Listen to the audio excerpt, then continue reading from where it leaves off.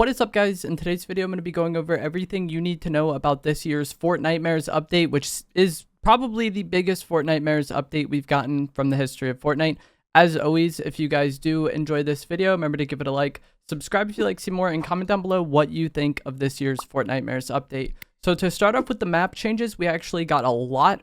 Reckless Railways was replaced by an entirely different POI called Freaky Fields. This isn't identical to like Fatal Fields from back in the day, but it definitely is very reminiscent of that.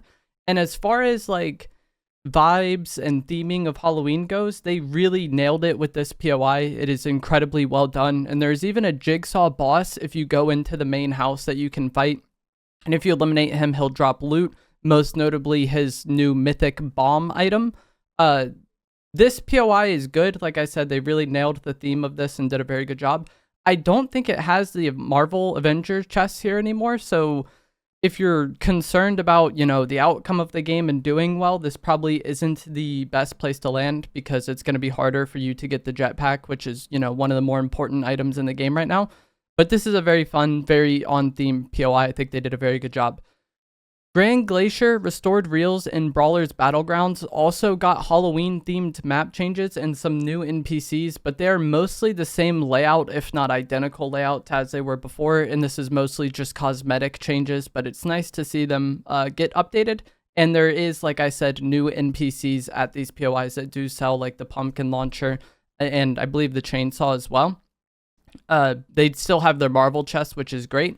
Brawler's Battlegrounds did get a new boss that is super easy to eliminate, and when you defeat him, he will drop a pumpkin launcher and the wood stake shotgun.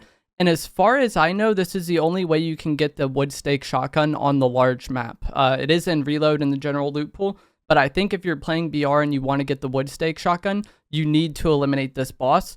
Grim Gate and the Underworld area also got changes, and it now has red water instead of green, but it does function the exact same way as it did before.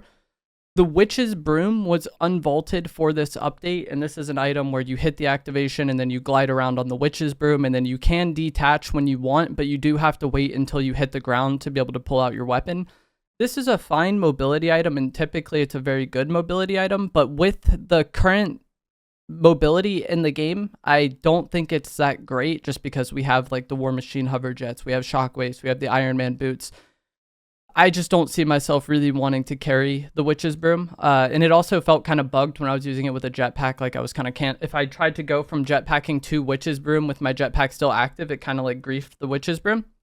There's saw bombs that were added in this update where you kind of throw them and then they'll deploy and kind of fly around, but if somebody gets close enough to them, it will kind of lock onto them and follow them, and then they explode.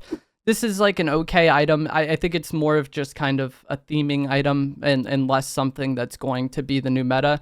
And then the same is true of the new chainsaw melee weapon. This is a really deadly melee weapon if you get close enough to them. But again, with how this season plays out and with the jetpack being in the game, I feel like it's pretty easy to avoid the chainsaw if you just jetpack up and away from them. The chainsaw can also be used as a pseudo mobility item, and it does that okay, but I think I would rather be using a car than one of these as a mobility item. And then again, this is a season with some of the most insane mobility we've ever seen. So trying to be a mobility item in the current season, I feel like you need to be, one of the best to really be able to contend with the jetpack. So the chainsaw is a fine item. I think if you really like melee weapons, you're probably going to love this item. I am not the biggest fan of using melee weapons in Fortnite, so it's not something I really want to use. And then, like I said, the mobility aspect of it isn't something that I'm also a fan of. But if you like melee weapons, you'll like this. And if you hate melee weapons, you'll probably be annoyed by people using it, because it definitely seems like one of the better melee weapons that we've ever had in the game. The wood stake shotgun, like I said, was added back. I believe you can only get it from the boss at Brawler's Battleground, though. It's better than I expected. We had this last year, and I was not a fan of it. It is a slug-style shotgun where instead of shooting a spread of pellets, it shoots one thing. And if you hit that one thing, you get, really good damage. But if you miss it, you get nothing. And part of what makes shotguns so great is that they are very forgiving aim-wise. Like, if you hit a 3 out of 10 shot, you're going to get 3 out of 10 damage, which isn't great, but it's better than nothing at all, the wood stake shotgun, like the heavy shotgun in the past, is very all or nothing. And so that kind of makes a weapon where, like, if you're hitting your shots, it's going to feel like the best weapon ever. But those times where you miss a shot or two during a fight, you're going to wish that you had gotten like maybe 30 or 40 damage rather than just like completely nothing if the opponent eliminates you and is very weak. So it's somewhat of a high skill weapon, and I did not expect it to be very viable this season with how crazy the movement is with like the jetpack. But I actually was surprised with how decent I felt using this today. You can kind of like aim in for a shot, play kind of slow, hit it, and then kind of jetpack strafe around, and then kind of rinse and repeat that over the course of the fight and get your damage. It also does seem like if the dot that's in the center of your crosshair, if that is on them, I feel like your chances of hitting the opponent are pretty good. I don't know if these weapons have totally accurate hipfire, but the wood stake shotgun and the heavy breacher shotgun in the past, I always felt like they had like nearly perfect, or like nearly perfectly accurate hipfire. Like maybe not 100% accurate if the dot is on them, but it seems like 90% of the time, if my dot was on the opponent and I hipfired, I hit the shot. So if your tracking is just immaculate and you can consistently hipfire and hit shots with this weapon, again, it's going to be one of the better weapons. The ceiling is very high on this, but the floor is very low. So that just, you kind of have to consider and think about, like, is this something I want to use? It's somewhat of like a high risk, high reward weapon in that case. The jigsaw challenges were also added in the game, and these are challenges that you can accept by going up to a TV. It's kind of like a bounty, but if you don't eliminate the target in time, then you just are eliminated from the match and you lose. I guess in team game modes, you would be knocked, and then maybe your teammates would have to revive you. But in solos, if you fail the challenge, you are out of the game. So again, it's just like a more high risk, high reward bounty. And I believe with the jigsaw challenges, you're only supposed to get it on another target who also has a jigsaw challenge on you. So y'all are like basically forced to rush each other and try to like win that fight as fast as possible before, you know, the game eliminates you. And if you do get that elimination, you will get like a decent reward. This probably isn't the most practical thing to be doing all the time, but if you just want to get into a fight, it's something that can definitely facilitate that. And again, it's definitely very on brand with like the Fortnitemares and Halloween update. They did a really good job of that this year, I think. So I don't really expect myself to just be consistently doing the jigsaw challenges. I feel like the risk probably isn't worth the reward, but as far as something chaotic and fun to add to the game, it is a nice addition for sure. The Shiri claws were vaulted in this update.